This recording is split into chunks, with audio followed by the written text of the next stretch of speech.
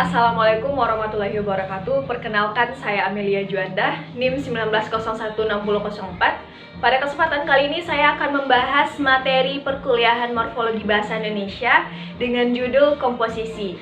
Nah, materi komposisi ini saya akan memaparkan 6 bagian. Yang pertama itu tentunya kita akan membahas pengertian terlebih dahulu. Apa itu pengertian komposisi? Apa itu pengertian kata majemuk? Lalu yang kedua ada ciri-ciri kata majemuk. Yang ketiga, kita akan membahas kata majemuk dengan unsur berupa morfem unik. Lalu yang keempat, kita akan membahas bagaimana fungsi konstruksi majemuk itu sendiri. Yang kelima, kita akan membahas makna dari konstruksi majemuk itu. Dan yang terakhir, kita akan membahas mengenai macam-macam kata majemuk. Subbab pertama yaitu pengertian komposisi dan kata majemuk. Mungkin banyak dari teman-teman yang salah kaprah antara komposisi dan kata majemuk. Nah, jika kita searching di Google, itu kebanyakan saat mengetik kata komposisi, maka yang keluar di pencarian adalah kata majemuk. Mengapa seperti itu? Karena komposisi itu memiliki pengertian proses pembentukan kata dengan penggabungan dua kata atau lebih sehingga menimbulkan satu pengertian baru. Berbeda dengan kata majemuk itu adalah hasil dari proses yang dilakukan pada komposisi. Nah, seperti halnya Keraf di bukunya pada tahun 1980 halaman 123 menyatakan bahwa batasan kata majemuk itu adalah gabungan dua kata atau lebih yang merupakan paduan beberapa kata yang pada hakikatnya itu unsur yang membentuknya itu bersenyawa, yang membentuk sehingga membentuk makna baru. Jadi Keraf ini menjelaskan bahwa kata majemuk itu adalah gabungan dua kata yang menghasilkan makna baru. Sedangkan makna baru yang ditimbulkan oleh paduan atau gabungan kata itu tidak sama dengan gabungan makna unsur-unsur yang ditimbulkan dari penggabungan dua kata tersebut. Bahkan Mes pada tahun 1956 lebih memfokuskan pada makna kata yang telah ditimbulkan dari proses penggabungan dua kata tadi. Misalnya pada kata rumah sakit, itu bukan berarti rumah yang sakit ataupun rumah sedang sakit, tetapi pengertiannya adalah suatu bangunan mengobati orang-orang yang sedang sakit. Itu pengertian rumah dan sakit itu melemah ketika disatukan menjadi sebuah kata majemuk yang memiliki satu makna baru. Itu adalah pengertian komposisi menurut para ahli, sehingga dapat disimpulkan bahwa komposisi merupakan proses pemajemukan atau proses pembuatan kata majemuk yang nantinya kata majemuk itu adalah dua kata yang digabungkan sehingga memiliki atau memunculkan makna yang baru. Yang kedua, kita masuk ke ciri-ciri kata majemuk. Yang pertama, kata majemuk itu unsur-unsurnya terdiri dari dua kata atau lebih. Misalnya, gula pasir, meja hijau, tinggi hati, rendah diri. Nah, itu adalah contoh-contoh dari kata majemuk yang terdiri dari dua kata. Lalu yang kedua, kata majemuk mempunyai makna baru yang sama sekali berbeda dengan makna atau kata unsur-unsurnya. Misalnya, anak istri, orang tua. Nah, makna dari unsur-unsur yang membangun kata majemuk tersebut berbeda dengan makna yang ditimbulkan setelah terjadinya proses komposisi atau proses pemajemukan. Yang pertama, misalnya anak istri. Anak istri itu bukan berarti anak dari istri, tetapi ketika kita menyebutkan dua komponen sekaligus, ada anak dan istri, maka kita akan menyebutnya sebagai anak istri. Anak istri saya, bukan anak dari istri. Lalu ada orang tua. Ketika kita menyebutkan ibu dan bapak, tetapi kita hanya ingin menyebutkan satu saja, maka yang muncul adalah kata majemuk orang tua, di mana proses pemajemukan atau penggabungan dari ibu dan bapak. Berbeda dengan orang tua yang memiliki arti orang yang tua. Nah, itu sudah masuk ke dalam frasa. Lalu yang ketiga, kata majemuk tidak bisa disisipi dengan kata apapun karena sangat erat. Seperti yang saya sebutkan tadi, misalnya anak istri, bukan anak dari istri. Dan orang tua, bukan orang yang tua ataupun orang yang umurnya sudah tua. Saking eratnya kata majemuk itu, mereka tidak bisa dipisahkan atau disisipi dengan kata-kata penghubung. Misalnya gula pasir, gula yang terbuat dari pasir, atau gula Jawa, gula yang berasal dari Jawa. Lalu yang keempat, unsur-unsur kata majemuk tidak dapat dipisahkan dan tidak mungkin diubah strukturnya. Misalnya pada kata rumah sakit dan saya sakit, kedua kata tersebut kelihatannya sama-sama merupakan kedua kata yang digabungkan. Namun, dari segi makna itu jelas berbeda. Keduanya terdiri dari dua kata, yaitu nomina dan verba. Namun, kenyataannya bahasa menunjukkan bahwa suatu bentuk yang terdiri dari nomina dan verba itu mempunyai dua kemungkinan fungsi. Fungsi pertama adalah fungsi konstruksi predikatif, yang mana suatu konstruksi yang terdiri dari subjek dan predikat. Sedangkan fungsi kedua itu sebagai frasa yang termasuk tipe konstruksi yang atributif, yakni frasa yang mempunyai distribusi yang sama dengan salah satu unsur langsungnya. Jadi dapat disimpulkan bahwa ketika kita membuat suatu kata majemuk, maka yang membedakannya dengan frasa, kata majemuk itu berbeda dengan frasa ataupun sebuah kalimat yang terdiri dari subjek dan predikat gitu. Misalnya pada rumah sakit itu tidak dapat disisipkan kata yang sebagai penanda atributif dan kata tidak sebagai kata penjelas negatif. Misalnya bentuk rumah yang sakit atau rumah tidak sakit tidak terdapat dalam bahasa Indonesia. Berbeda dengan bentuk saya sakit yang dapat disisipi dengan kata yang, sehingga menjadi saya yang sakit, serta dapat pula disisipi dengan kata tidak, saya tidak sakit gitu.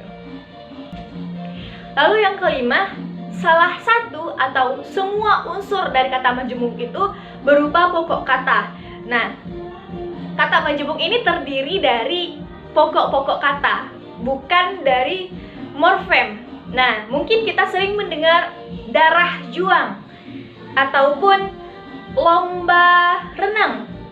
Contohnya meja, pasukan, dayang, lomba, seperti itu. Kata-kata pokok atau kata-kata umum yang akan disandingkan dengan kata-kata pokok lainnya.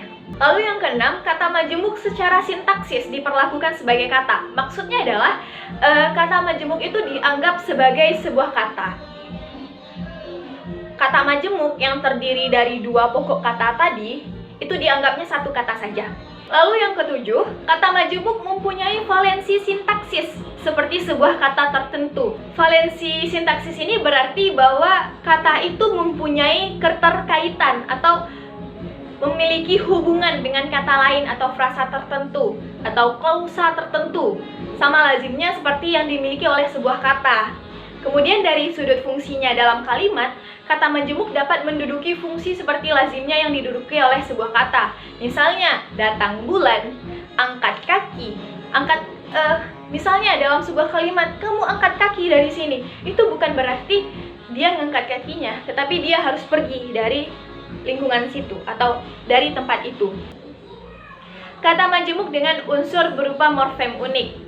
Ada beberapa kata majemuk yang memiliki kata yang hanya bisa disatukan dengan kata-kata tertentu. Jadi tidak semua kata bisa disatukan atau bisa dihubungkan, dikaitkan dengan kata yang lain. Misalnya pada kata rentah, gulita, senyap, siur misalnya.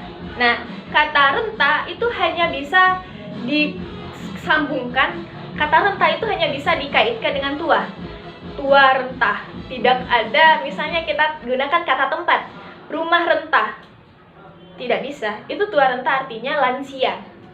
Lalu gulita hanya bisa disandingkan dengan kata gelap, gelap gulita, tidak ada saya gulita atau dia gulita. Lalu senyap, sunyi senyap, siur, simpang siur.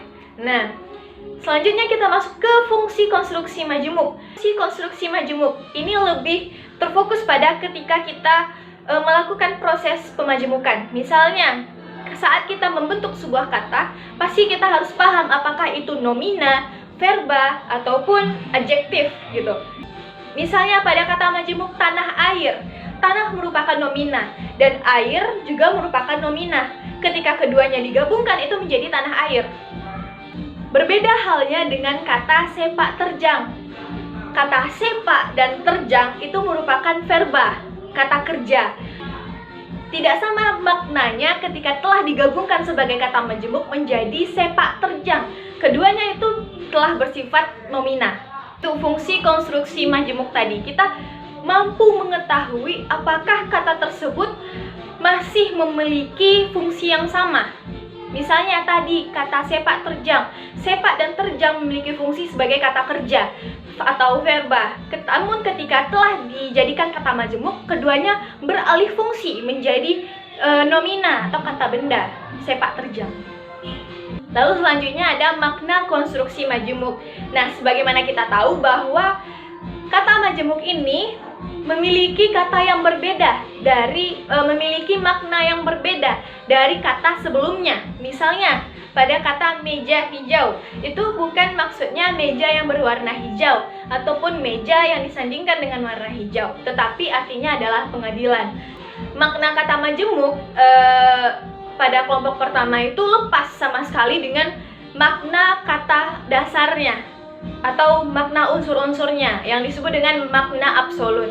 Ketika mengartikan konstruksi hidung belang atau meja hijau, tidak perlu dicari apa itu makna hidung, apa itu makna belang, apa itu makna meja, apa itu makna hijau.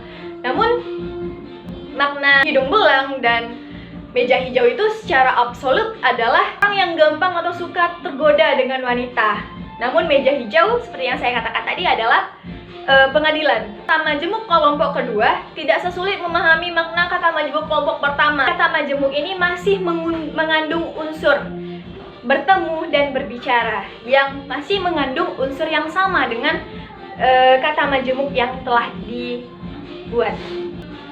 Nah, apabila morfem unik mengikuti morfem yang berjenis verba, morfem unik itu bermakna intensitas kuantitatif. Misalnya morfem siur pada simpang siur, lalang pada lalu lalang, langgang pada tunggang langgang. Sebaliknya, apabila morfem unik mengikuti morfem yang berjenis adjektiva, morfem yang unik itu bermakna penyanggah gitu. Selanjutnya ada macam-macam kata majemuk. Nah, Keraf pada tahun 1980 menjelaskan ada 4 macam atau 4 jenis kata majemuk. Yang pertama itu ada duandua, ada tatpurusa, ada karmadaraya, dan ada bahuvrivi. Nah, kata majemuk duandua itu memiliki pengertian bahwa ada penggabungan itu mempunyai derajat yang sama, atau kata majemuk duandua ini bersifat eksosentris. Misalnya laki bini, tua muda, muda mudi, besar kecil, sanak saudara misalnya. Lalu tatpurusa ini sifatnya endosentris. Yang termasuk golongan ini hanyalah kata-kata majemuk yang bagian keduanya itu terdiri dari kata benda, kata kerja atau kata tugas. Misalnya matahari, sapu tangan, rumah makan, kamar tidur, rumah sakit, rumah makan, gitu, dan lain-lain. Ada kata majemuk karmadaraya, itu bagian kedua menjelaskan bagian pertama, tetapi bagian yang menjelaskan itu terdiri dari kata sifat. Bagian kedua menerangkan kata pertama, kata kedua menerangkan kata pertama. Rumah besar, rumah yang besar. Lalu ada kata majemuk bahuvrihi. Nah, kata majemuk ini sebenarnya adalah kata majemuk duandua atau tatpurusa, tetapi berfungsi untuk menjelaskan satu kata benda lain. Misalnya Maharaja, Purbakala. Pemaparan macam-macam kata majemuk tadi merupakan penjelasan terakhir dari sebab komposisi morfologis, proses komposisi morfologis. Nah, sebagai kesimpulan bahwa komposisi morfologis ini merupakan proses pemajemukan yang menghasilkan kata majemuk. Jadi, jangan salah lagi ya. See you, saya Amelia Juanda mengucapkan terima kasih dan assalamualaikum warahmatullahi wabarakatuh.